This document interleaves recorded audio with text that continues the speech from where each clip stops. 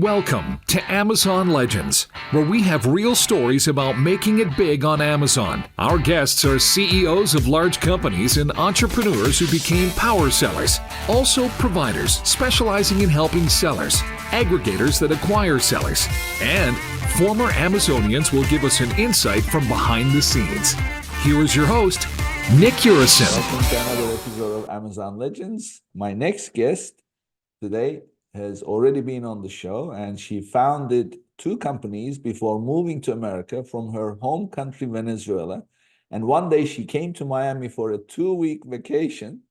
And that was, well, in my notes tell me that was 6 years ago, but we recorded about a year ago almost. Now it's 7 years ago. So she says that life is a vacation for her, and she's been on vacation since. So today she is the CEO of Online Seller Solutions, which is an Amazon backend management agency. And outside of work, her passion is mountains, anything outdoors, and that's her primary reason for travel. So she loves traveling. So with that, everybody, meet my guest, Vannesa Hung. Welcome back to the show, Vanessa. Thank you for the invite, Nick. I appreciate it. It's been fun. Oh, you always come up with real interesting stuff. And 7-year vacation, I like the idea. So I guess as long as you live in this country, you're going to be on vacation until the end of your days. Yeah, exactly. Yeah, well, that's a great idea. Okay, so I'm going to set up our conversation today because, first of all, it's brand new as a concept. It's not even available yet for all the users. It's in beta. And it has AI in it, and also very interesting. And Vanessa always brings these interesting topics to us. So the conversation is going to be about, I'm sure some of you guys have heard of Rufus. Rufus is like your personal shopper to assist shoppers. And Rufus has a backend called Cosmo. And this is what the sellers are supposed to be using in order to assist or provide the content that Rufus needs to assist sellers. So this is just my very primitive way to describe, so to speak. And we're going to learn more about it from Vanessa. And most importantly, Vanessa, so tell us the significance of this. Why? I mean, Amazon is always bringing new reports, new data, new this, new that, but this is special. What is the significance of Rufus and Cosmo combination? Well, it basically is the pivotal moment for e-commerce and the integration of AI. This is what it is about. So from the moment that this gets rolled out to 100% of traffic in Amazon.com, or well, in Amazon worldwide, we are gonna experience e-commerce in a completely different way, both for customers and for sellers. And what Amazon cares about the most is customer experience. So I'm assuming this is all about customer experience, right? Yeah, well, that's one of their principles. I guess I always like to say that Amazon has 4 principles. One is customer obsession. The other one is efficiency. The other one is innovation. So customer obsession and innovation are the two of the principles that I'm seeing in this update. And the last one is that they're a holistic ecosystem. Like a part doesn't move without the other one, even though they don't talk to each other. But in reality, part of it, so what you explained at the beginning, Rufus, is their personal shopper that will assist customers in their search. So instead of prompting a keyword, right, they will explain the situation and they will say what is that they need or they want, they desire, or they have trouble with. So Rufus will find solutions for them. That's one part, and that will probably be the most disruptive thing that will happen to e-commerce in the next couple of months. I don't want to even say years anymore, because the pace, the acceleration that we're living life right now, it's just so fast that I believe that by the end of the year, we're going to have a pretty strong presence of that experience in e-commerce in general, because this is not only about Amazon. Walmart also release their own AI, and Shopify has some. That's where we're going. And then on the other side is, how are we as sellers gonna adapt to this change? Because since we're not selling keywords anymore, as we were used to do, right? Like, we're not only gonna rank and index and be shown to customers by a keyword. Now we need to adapt, and for that, Amazon have given us some clues.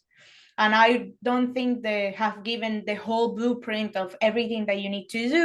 And a lot of that will be part of the innovators, people that listen to this podcast, or people that are out there, like in the trenches, building listings, launching products. Those are really the ones that will test it out and see what's going to come and what's the next step, and what are the tips and tricks that you need to use in order to be perfect or be the best that you could be, so Rufus can show your product to customers. But a piece of that is Cosmo. So if you go to amazon.science, you will find, and you look for Cosmo, you will find a white paper. And the white paper is about how the algorithm, right, how the A9 will now understand products better, so they can show it to customers when they prompt things that are beyond a keyword. And it's so crazy, Nick, that they look into not only your query and on the search, but also your demographic, your intentions, your past behaviors. They have so many data points about you that they know exactly that you are more likely to buy a coffee mug that costs, I don't know, $20 than one that costs, I don't know, $5, just because you like the premium touch of it or something like that. That's just as an example of all of the things that they could do. And again, my observations and what I'm going to explain now are my interpretation of the paper. In reality, we still don't 100% know how that will play out for sellers, or even for customers in the reality, in the experience of Amazon.com, to see, what's coming. But nonetheless, I think we should be prepared, and we should at least be aware that this is happening, because a lot of the reasons why we obsess with ranking and being at the top of search and stuff like that will change. So that game will change. So in the next, let's say, couple of months, your focus should be, how can you address that change, and how are you gonna pivot or change your content so you can be more efficient with this new update. Yeah, I mean, as you're talking, I'm like thinking about this. And so what I hear is you have another layer on top of the A9 algorithm that interprets the input through this Cosmo information and what the user is doing on the website, on Amazon website, and then turns it into bringing the best search results through the algorithm, right? That's what it is. And I'm sure, so I've had several Amazonians on the show, and one of the things that they say is, these terminologies that they have in their own world is controllable input. So what we are talking about is those controllable inputs by sellers that are fed into this Cosmo, that will then feed Rufus to feed the search results according to what it is that the shopper is looking for, right? And the shopper, by the way, is not using search. Shopper is just having a conversation with Rufus. So Cosmo is now giving you the information about, or the knowledge about, how to set your content up in a way that will be easy enough for Rufus to utilize and then serve your product as a potential fit, right? If you read the white paper, it's not exactly a step-by-step process on how to become better at building your listings. They basically explain how the algorithm works. And this is the bigger question. Like, so, okay, Vanessa, if I read that, I understand the theory, but tell me what's the practice? What are the things that I need to do?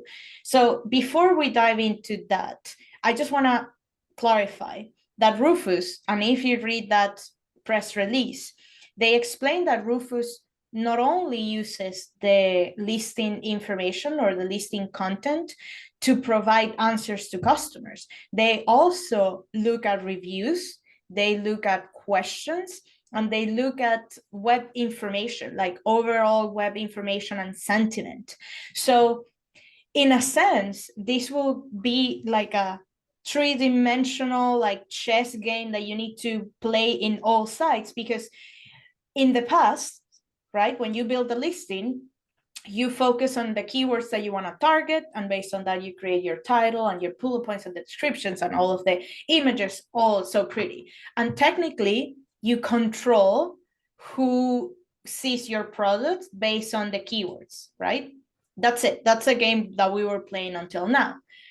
Right now, with AI interpreting our content, so they not only understand what your content is about, but they also understand the experiences that customers have with your product based on the reviews and based on the questions, based on video, based on images, which is just so crazy, the amount of complexity that they are able to synthesize with an algorithm.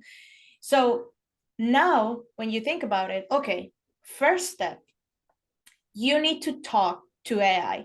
And I call this model sell to AI. The new catalog formula is sell to AI. You first need to be kind of approved by AI, in a sense, understood by AI, before they can even show your product to customers. So that's the first step. AI is your first client. And in order to build listings for AI, there are several things that you could do. One of the things that I like to do, and right now that's what I'm testing and that's what I'm building upon, is using the AI listing creator in Seller Central. So right now, when you go and add a product, you see a box where it tells you that it can create a listing, basically listing content, based on either a prompt or an image. So what I'm doing right now is that I use an image, I use my images to update to the system and let the system create the listing for me. Not because I want that content, but what I want is to understand the blueprint and the framework that they're using to build the content. So for example, I'm selling a standing desk, right? And I see that the title has a specific format where the first thing that they say it's the dimensions, or they say that it's an adjustable standing desk. They say that it's like for offices. So all of those components, I see that they're there. And based on that, I will take that, let's say, formula and recreate it in a way that I think is best, because you still have a brand voice, you still are the human that really reads that in a way that, you know, it's nice. It doesn't feel like a robot, right? And then with the bullet points and descriptions, I do exactly the same. I try to understand what they want to see in the bullet points, and then I build my own. So in that way, you're using Amazon's AI, which is one thing that is very important, because I've seen other people talking about using GPT or Gemini or Bard or all of these different models. And depending on the language model, the results are different because they're not built by the same logic. So what I'm proposing is to use Amazon's AI, Amazon's logic, to build for their own logic. I think that's the closest that you could get to the truth. And if you want to even get it to a more complex level, and this is like very advanced, you will use Amazon Comprehend, which is their AI. Like if you go to AWS and you have an AWS account, you could use Amazon Comprehend to like create your listings. And that's an extra layer that will tell you many, many things about your listing and how the system and the AI reads that. So that's the first component. And that's the only thing that, yeah, I guess it's one of the only things that you can control as a seller. You control the content, what you feed into the algorithm. So you need to make sure that the system reads you properly, that understands you properly. So an example, and this also goes into the content as images, Nick, and we talk about that at the beginning, well, before the conversation, that now the system, because it understands listings, it also has the ability to get data from the images. And it's not only, let's say that you have the picture of myself right now. It's not only that they will describe like a woman, dark hair, white shirt, microphone. It's not only that. The system is so smart that it gives you context. It tells you what's my expression. Am I happy? Am I sad? Like, am I excited? It tells you more than just the main components in the picture. And that's how they're reading your listings right now. So if you have a picture, let's say, and this is an example that I give, let's say that you're selling a bottle of water and you think that you are a good bottle of water for people that are looking accessories to go to the pool or go do hiking or do outdoor activities. You don't need to have a keyword saying like this is the best bottle of water for outdoor activities. You just need to have an image of somebody hiking with the bottle of water in the hand, so the system understands that you are the bottle of water for outdoor activities. So that's how complex it is. Like, that's how much context it can take out of an image. So this image being used to understand what the product is about and then include in the search results, is that part of this new functionality, or this is something already in addition to that? It's already happening. That's the first thing that I got to experience that was happening in Seller Central that got me to start thinking like something is changing. Something is dramatically changing. So as an example, the reason why I noticed it was because we got a client and he sells party supplies, right? Like a bunch of things like the cups and the plates and the utensils and the balloons and the all of it as a pack. So his category was changed from toys and games to home and kitchen. That was the main category. But in the subcategory, he was in party supplies. Both toys and games and home and kitchen had the same thing, party supply. So I think for home and kitchen was party set, something like that. And then for toys, it was, I don't know, I don't remember exactly. But the point was that we tried to change his category over and over again. We were unsuccessful over and over and over. And we're like, what is going on? This is so odd, because he definitely needs to be, or his product is definitely something that can be in the toys and games. At the end of the day, after escalating this case for a long time and to like a level 5 person, the rep told us from seller support, they were saying, it's because the system is reading your image, and in your image you are a party set, not a party plate, for example, if that was the other case. So it was a difference between what the image was like itself, what it was, versus what the subcategory that he wanted to be was.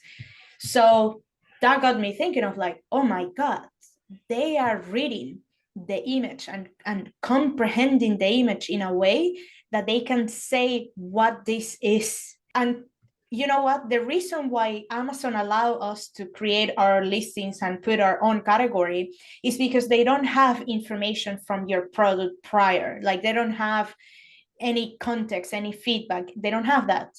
But right now, because they can analyze all of the things, all of your components, they can get a good sense of what your product is, and they can recategorize you. Another example, a seller that is selling greeting cards, like birthday cards, right? And in one of the cards, there was one picture of a red car, like a toy car, She was recategorized to toys and games instead of arts and craft, where she was supposed to be, or yeah, arts and craft. And it was because the system was reading the red car as a toy instead of as a card. So I've seen so many cases on this happening, especially for categorization issues. And then when I took it a step further and I said, I read another white paper in Amazon Science that talks about images. And in there, they explain the algorithm and how they analyze the images. That understanding on what your image is and what your image is saying, it's getting fed to Rufus, right, to that AI that is showing that information to customers. So that's another piece. In the Cosmo paper, they don't touch on images, but if you look, and I don't remember the name of this paper, on the image, it doesn't have a sexy name like Cosmo. Cosmo is like, oh my God, this is so cool. But the one in the images is like a long title. But they basically explain you how they analyze the images. So that's how I figured out that the system was changing. Now it's like, how are we gonna use it to play in our favor, right? Yeah, you're talking about really, I mean, of course they connect, but it's being able to interpret images using AI was already in play, and now they have Rufus and Cosmo working together, and that means that images are also in play. So it's not you don't have just a single way to explain to the Amazon system what your product is about by way of keywords. I mean, primarily keywords, right? It's title, bullets, whatever. But at the end of the day, you're playing the keyword game, and as you put it at the beginning. And but now it's not just keyword; it's your pictures and how you interact with their AI system through Cosmo to explain what your product is good for, what kind of experiences and things like that. So what sounds like to me that they've got a way to train for sellers to train their AI to be able to provide an interactive experience for the shoppers through Rufus. Yeah. So that it's like the old days, you would go into, if you go way back, we wouldn't have department stores. You would have your little corner store and they would know you, you would know them. And then you would tell them what you need. And somebody would say, oh, I know exactly what you need. Let me go get it for you. And I know the Exactly. color you like. And then also in the process, they would know who you are and say, oh, how about this for your husband, wife, whatever, and your kids. I mean, that's really what it's turning into. Yeah, basically. Going back to the root, but with technology in the middle, I guess. The other part is you understand the way we're gonna build the listings, right? We need to sell to AI. AI needs to really understand what our product is about. And with Amazon Comprehend, you can get answers on that. But on the other side, I think one of the bigger components that will take, I don't know, the stage in this new era will be the interactions with your audience. So the type of questions that you get into your listings, the type of reviews that you get into a listing, the videos, the pictures that like customers upload on your listings about your product, that will be so critical. And they don't say, Amazon doesn't tell us how much weight each thing will have. And that's the part of the innovators to find out. We will find out eventually, but I believe that with the focus on building brands and with the focus of social and all of those things, those will take massive precedent into what gets fit to Rufus. And let's say that you're looking for the best, I don't know, camera for taking pictures in the wild, for example. I think that the answers that Rufus will give to a customer will be more about, in those specific scenarios, about best of or best of X category, will be about the reviews and about what people say about your product rather than what you say on your listing. So this is where we need to start thinking of like, what is our content strategy? Like we need to start building that fan like raving fans, and I'm not saying like looking for reviews and ask like positive reviews, but there needs to be a strategy into how are we going to address those issues, and how are we going to answer in case that that's not correct, or somebody had a negative experience. I mean, I think that would be such a big pain for a lot of people, because that's probably the hardest thing to control. And my answer to that question is, well, enhance traffic. And all feeding part of your strategy in this new era will be driving traffic of audiences that are already warm and that already know you, that through social, through Google, so they can go into the listing and actually convert and have a positive experience. I think that's going to be huge. And adding to that, working with influencers to get reviews, to get added to specific. And that's something that I don't know if somebody as an Amazon influencer have you in their storefront.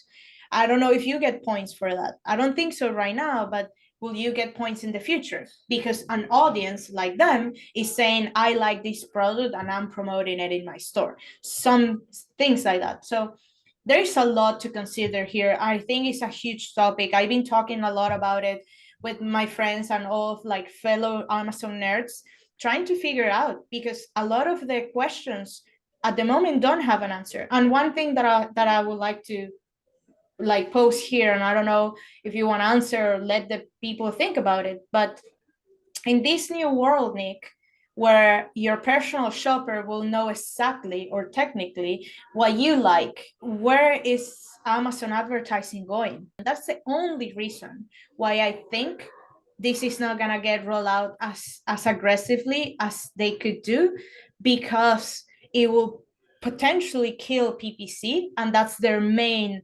revenue driver in the marketplace for Amazon. So that's how they make money, and we know that, like, that's how they make money. So how do you influence Rufus into saying like, oh well, but that's the best, but this one pay the most for that placement? So I don't know, that I don't have that answer. So, I mean, how is this going to then be in Amazon's interest if this Rufus is going to kill PPC, where they are making most money from PPC? Well, in the paper for Cosmo, they were talking about audiences. So, and these are the cues or the clues that Amazon is giving us. So where they might be going is a DSP model. So I don't know if you notice that they kill like the old API for ads, and they connecting it now with the DSP one.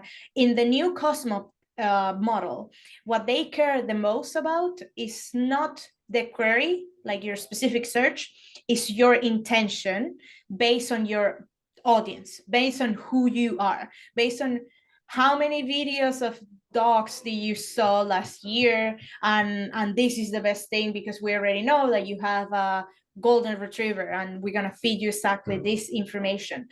And with DSP, you can do a lot of that. You can do a lot of audiences. You can do a lot of like laser targeting people. So I think the future of advertising with in this new AI era will be more on the audience side, more than on the keyword side. That's the only answer that I come up so far. I hope to see what's coming. I think in October this year for Unbox, that by the way, it's gonna be in Austin, which I'm so excited about.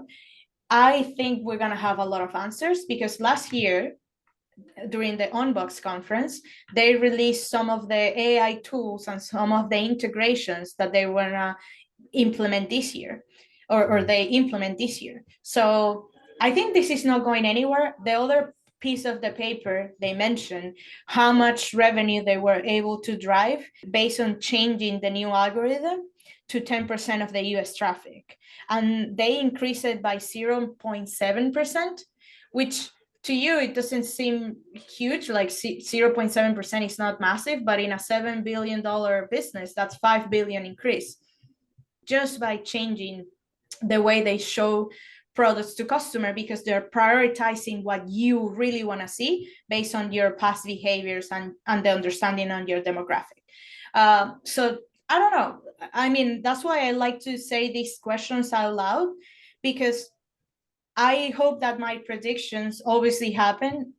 I want to be right, obviously, but there are some things that I still don't know how they're gonna play out. I know right now the thing that I'm certain of is that the catalog is changing. The way we build listings is going to change, and you can start implementing those changes right now, so you are not get caught on a surprise, or you don't start losing ranking out of the blue just because the algorithm doesn't understand your listing.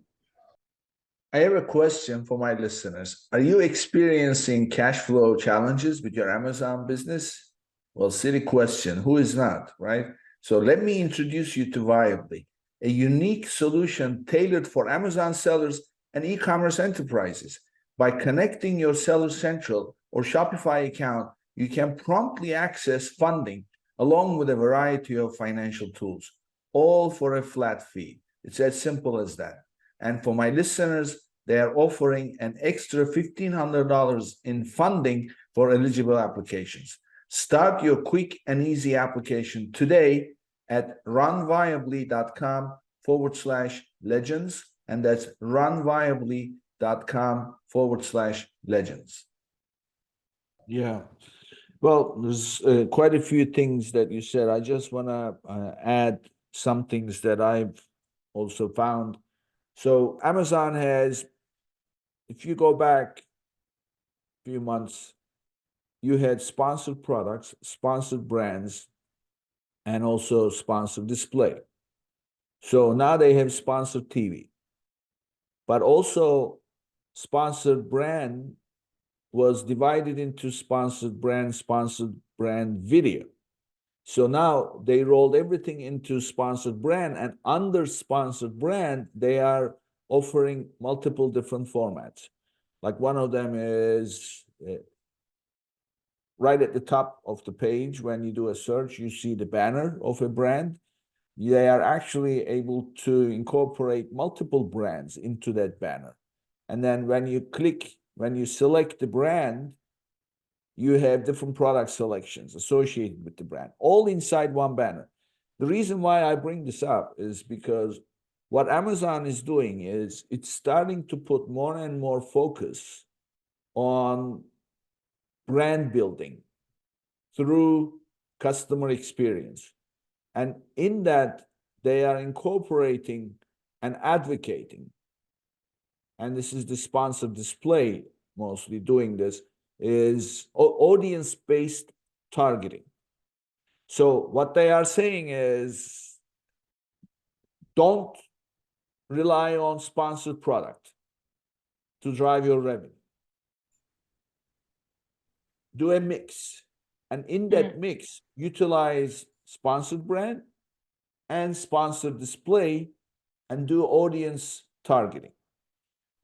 And in fact, their recommendation is a good advertising campaign utilizes about 60-something% sponsored product, and the rest is spread across sponsored brand and sponsored display.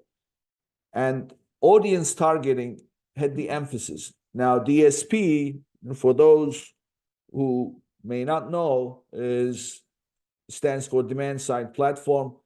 And the fundamental difference between your typical Amazon advertising campaigns, sponsored product, brand, display, and DSP is you pay sponsored campaigns by click, but DSP, you pay by impression. So if people see it, depending on how many people saw it, you paid. In other words, it's go way back 3 decades ago when internet first started, you had that CPM model where cost per thousand. So that is the model that the DSP employs, but the DSP is not suitable unless you have a significant amount of sponsored campaign history so that you know what it's about, because now you're going to just show. But now think about the power of combining the DSP with all the sponsored campaigns, all based on audience. And of course, those audiences are built according to behavior. Yes, So where does the behavior come into play? Through interaction with Rufus, AI, or whatever, which then feeds back into the search through this interpretation of those experiences, right? So that's what I'm hearing. And as far as killing, I don't know about, I mean, figure of speech, but at the end of the day, I think that they will always have these, but they are already in a way that they can justify why sellers should incorporate other campaigns than just sponsored products. There is another point that they made. They say that, let's say that you see a sponsored product listing and you click on it. You may not buy it right away, but you add it to your cart. Or you see it and you decide, again, I'll wait. If you do not run any other advertising campaign, like sponsored brand, sponsored display, then your purchase time from that first click is much, much longer. But if you run other campaigns that support the sponsored product campaigns, then your purchase time shrinks right back. So what does that mean? Well, think about it. If 100 people are clicking on your sponsored product and 30 of them eventually buy, but they buy over 30 days versus 10 days, you've got more revenue, right? In a shorter period of time. So it's almost like it also increases your sales velocity because you're bringing more orders. So this is the reason why they were saying that don't just use sponsored product, use the others for audience targeting, for shortening the purchase cycle and other benefits. That's already that heavily advocating for this. And then in the process, they are adding more and more new formats to the advertising types. Like the other thing that is now in play heavily, they are advocating for, and it's available for anybody, is when you run an advertising campaign, you create an advertising campaign. First of all, how are you targeting? What is your targeting type? So that's criteria number one. You may target by keyword. You may target by ASIN. You may target by audience. So these are all your targeting types. Point one. Point two, this is like a three-legged stool. The second leg is the person that you're targeting. Okay, what are you showing them? You're showing them your product, sponsored product, you're showing your product. But if it's sponsored brand, what are you showing? Video, banner, or if it's sponsored display, a different kind of banner, smaller. What are you showing? So what is the medium, the format of the creative? And then where are you sending them? Ordinarily, you send them to your product listing, right? Well, they say no, don't do that. It's not always the best. Now you have the option. You can send them to your product. You can send them to specific ASIN. You can send them to a product collection. You can send them to your store. So now think about this. You have this three-legged stool where you target in a specific way. You show a creative that will resonate with that target audience the most, and you send them to wherever it works the best. And this is always in play already. And of course, sellers must take advantage of this. Now, what you bring to the table, this conversation, is now there's AI coming into this, and it's making it more behavior-based. And to me, as you talk about this, there is one more thing, Vanessa. They know the shopper. Oh, they know it very well. This is like there is I'm sure that that you've heard about the joke. This guy calls Pizza Hut to order a pizza, and says, "Oh, Mr. Smith, nice to speak to you again. And what would you like to order today?" And says, "Oh, I'd like a deep pan, blah blah." "Are you sure? I don't think that you would want to do that today." And he says, "Why not?" "But because your cholesterol has gone up, in the past week." And he knows everything about it. And because Google acquired Pizza Hut, so they're feeding the information. So they know the shopper. So now it's not just based on your content and what AI understands from your content and what the algorithms for advertising, your things that you can feed in, but also it's who is searching. Vanessa searching today. Okay, Vanessa loves traveling. She lives in Austin, and then show her this. Likely to buy this, right?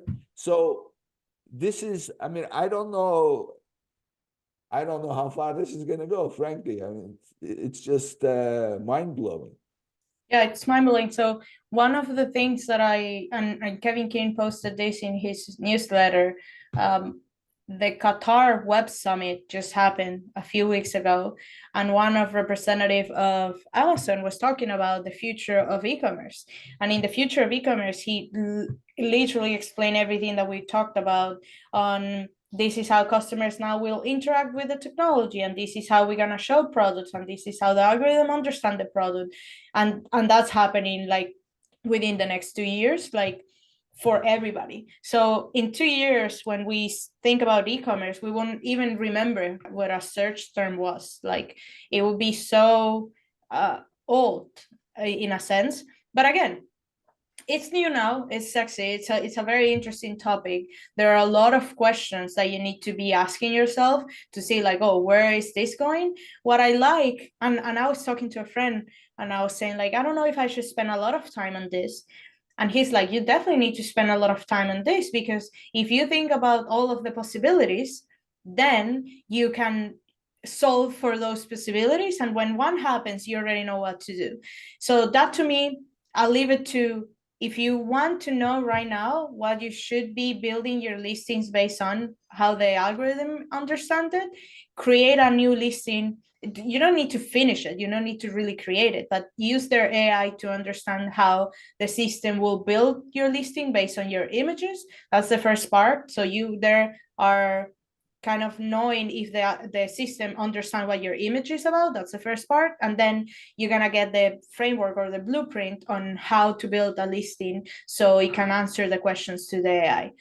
Just by leaving it there, that's the call to action for this episode. Just by doing that, you will be 99% ahead of anybody that is just thinking about other things. And I know that there are so many things happening at the same time in the ecosystem, like the fees, which is another very, very intense topic.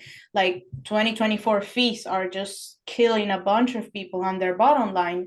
So, I guess on the more innovative, fun side of things, this is what's happening. This is what's gonna start rolling out. I think I just bring here the clues, right? The white paper, Rufus, the interaction of the recategorization with some of the clients, how Amazon is reading the images, the video or the presentation about this Amazon representative that talk about how the system will work. So those are not coincidence.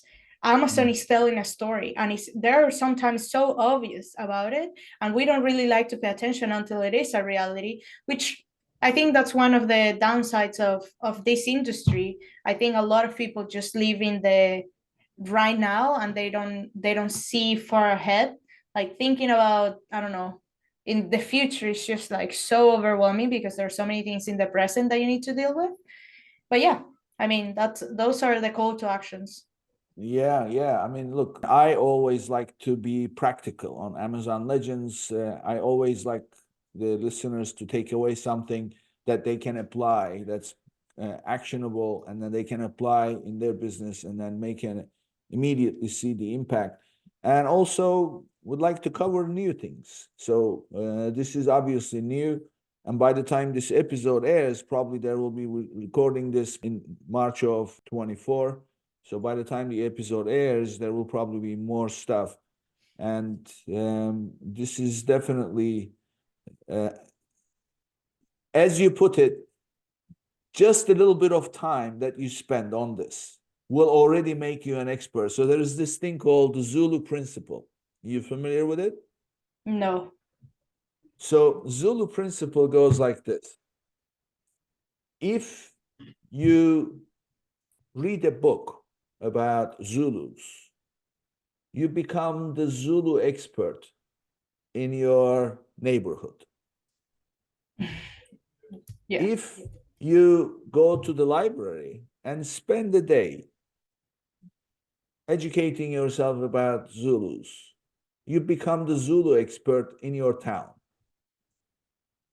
If you can spare the time and the money and go spend a week in the Zulu land, you become the Zulu expert in the world. So that's what you are talking about. You know, you add the little bit that you're going to,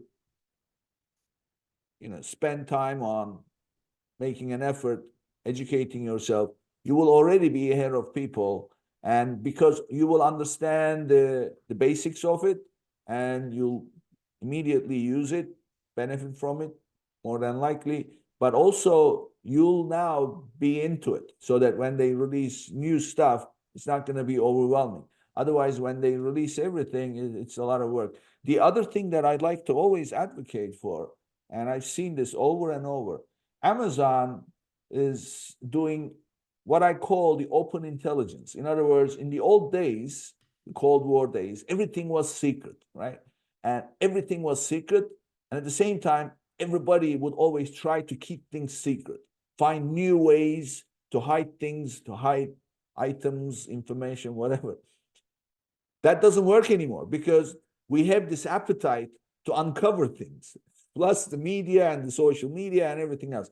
So now what the companies, countries, and organizations are doing is they put everything out there, except that one way to provide no information is to provide a lot of information. They bury it inside all kinds of noise, some of it misinformation, some of it disinformation, some of it real secret. And then, and of course, that's why lawyers are always making, because they study everything, they teach themselves. So I always say Amazon is like that. They put out a lot of stuff. Like, for example, here is an actionable tip. Always keep an eye on your Seller Central homepage when you log in. They have news. They are putting out stuff all the time. And the second thing that I learned is learn to read between the lines, because Yes. this is a public company. They cannot be specific. They cannot really say anything that may by any chance bring liability, but they also have the responsibility to disclose. So they disclose in the most diplomatic way that's going to avoid any liability. And that's why you have to learn to read between the lines. What is this saying? And then also don't just read one thing and then figure out what's between the lines. It's like 2, 3, 4 of those things. And then you can see the direction where it's going. And if you think, the reaction of a lot of the sellers that I work with, and something happens and the reaction is, this is stupid. Right. Amazon has done something stupid. Right. Yeah. Now, who is stupid here? Yeah. To that point, Nick, for sure, I realized that I always been like obsessed with Amazon and seeing all the movements and try to make up the story and the overarch like mission and vision that they have. But to your point, I reread the shareholder letter that Andy Jassy published in 2023, which was that was published on April 13th for the previous year. So, right, like saying what they did and what they were planning to do in 2023 to be better, blah, blah, blah. Everything, like at least 5 or 6 paragraphs, were about how they're gonna fix their fulfillment issue, which was at that moment, and in 2023 that changed, fulfillment for them was a loss leader too. They were losing money on FBA, and they were subsidizing our operations. He was saying in the letter how much efficient and how many things they needed to change and how committed they are to make that business efficient. Then this new update in the fees comes up at the end of 2023 to be enforced in 2024, and people were like, oh my god, we didn't know, we have no clue, blah blah blah. He said it, like he was preparing that letter for a year, right? So it takes a year to see the changes, and that's where, to our conversation, Cosmo, the information, the Rufus, the Amazon Comprehend, the video, the advertising, DSP, audiences, all of that information, the pieces are already in the wild, like they are interacting with us as we speak. The moment where everything gets connected, that's when everybody feels like, oh my God, they never told us this, but they did. And I'm so eager to read the this year's shareholders letter, because I bet you not that will have a lot of AI into the mix. Like they will talk about AI, about the innovations, about that they just bought or invested in a massive company, Anthropics, the AI one that is building a lot of the probably the most sophisticated language model with AI. So this is not going anywhere. It's just a matter of time. But I guess that a lot of people just like to live in the present, and they don't see, or they don't read through the lines, and they see what's coming next. But I mean, we're living in an age where people, their attention span is very short. People cannot read. Like I do this test, and I send an email, and I put 3 points. They answer the first one, the second and the third. They never do. And now I just put the numbers. I create a numbered list so that they know 1, 2, 3. So there's one thing before we wrap up the business talk, one thing that I want to touch on is this in new fees, inbound fees, right? So if you want to send a single shipment, you pay this much. If you want to send 2 to 3, you pay this much. That determines your inbound fee. It's no longer how it used to be. I would say don't feel that, oh, this is another expense, because I would study.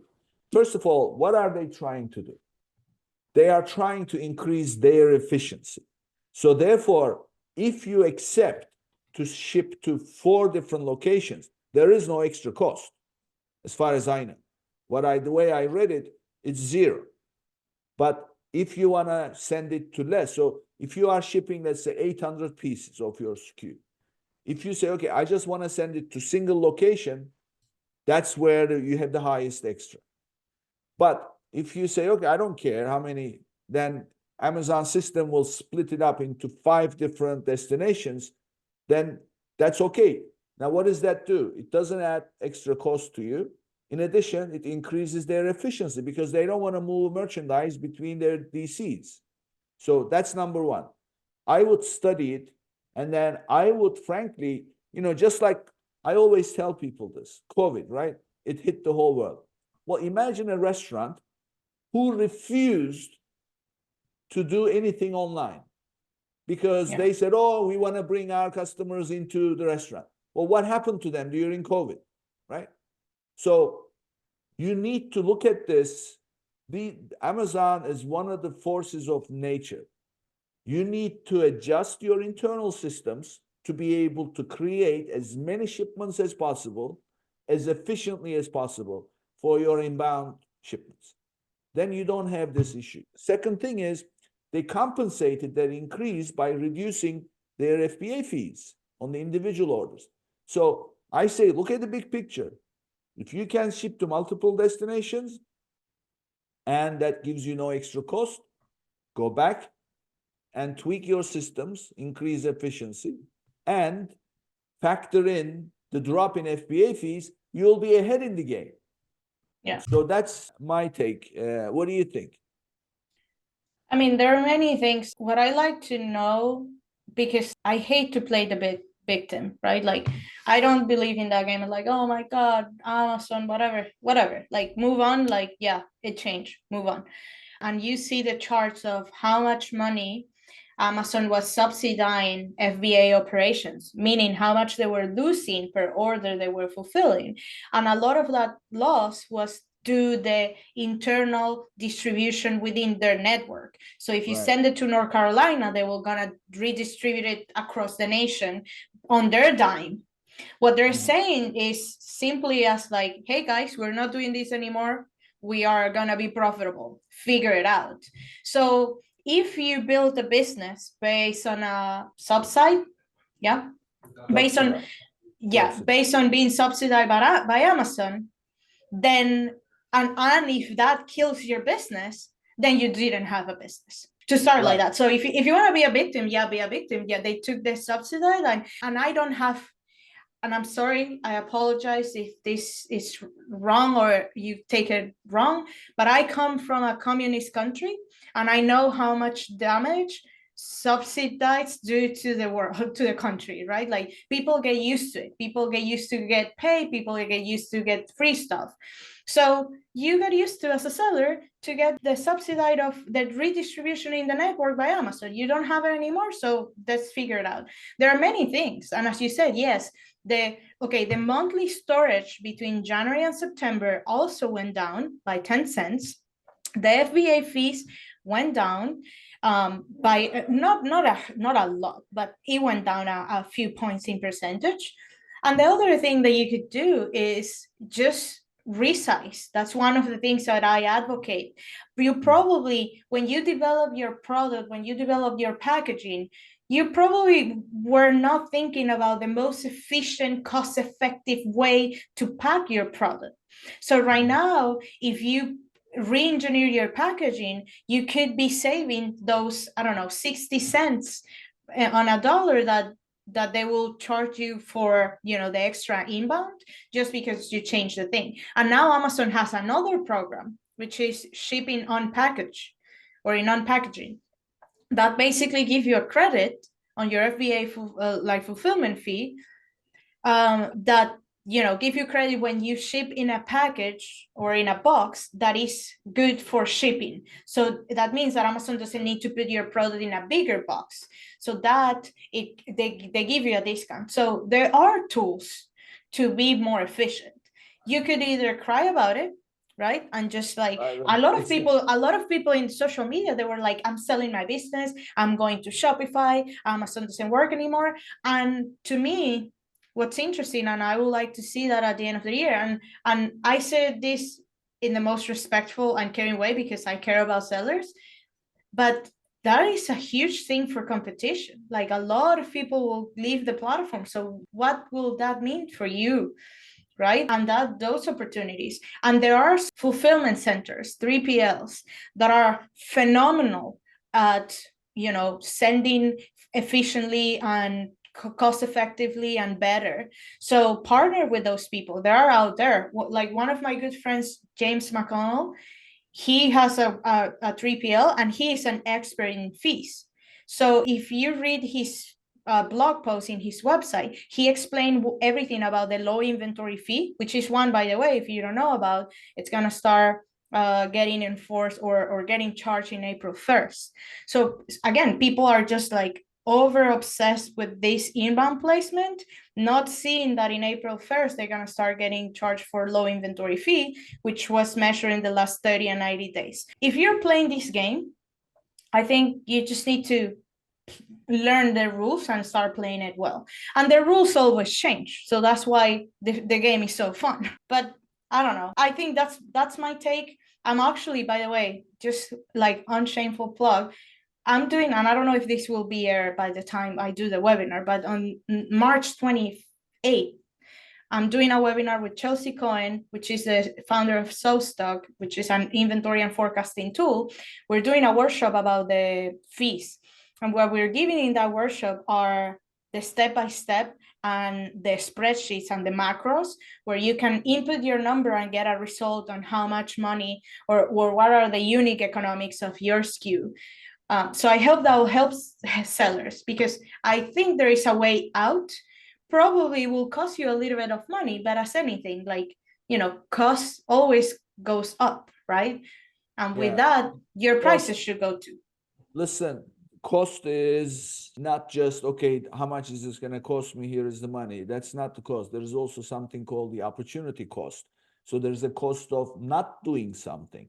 So don't just focus on cost of doing something. Look at cost of not doing something, and then also cost of paying less for a substandard solution, but takes much longer to implement.